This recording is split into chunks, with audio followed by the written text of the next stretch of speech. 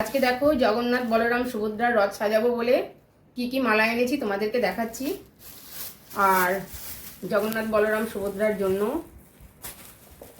মালা এনেছি। এই দেখো, এই যে মালাটা, এই মালাটা জগন্নাথ বলরাম সুভদ্রার জন্য এনেছি।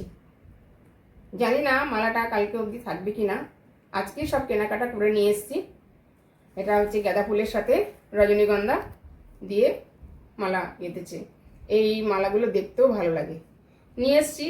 আর প্রথম কথা, মালাওয়ালা বলছে আপনাদের মালার ফুল দেবো কি করে, কারণ যা বর্ষা মানে বৃষ্টি হচ্ছে সব ফুল নাকি পচে যাচ্ছে।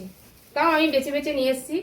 আর এই যে মালা, এই মালা আমি 4টে নিয়ে এসছি, 2 রকম ফুল মিক্সড করা। এই মালা 4টে নিয়ে এসছি আমি আমার রথ সাজাবো বলে।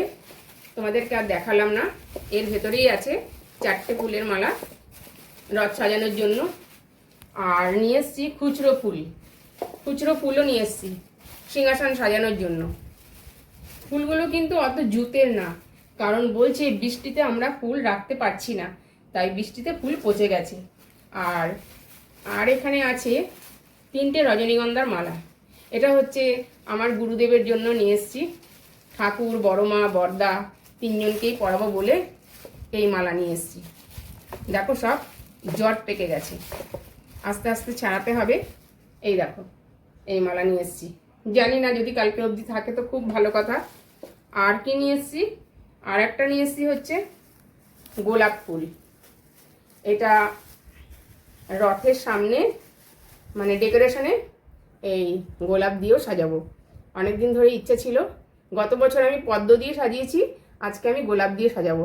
এই একটা গোলাপ 5 টাকা করে, তাও গোলাপগুলো অত জুতের না, কেমন পাপড়িগুলো কালো কালো হয়ে গেছে। তাই আমি নিয়ে চলে আসলাম, থাক একদিনের জন্য তো সাজাবো। তাই এই ফুলের মালাগুলো এখন এনেছি, এখন ব্যাগ থেকে সব বার করলাম। এবার আস্তে আস্তে আমি রথটা সাজাবো, সেটাই তোমাদের সাথে আমি আজকে শেয়ার করলাম।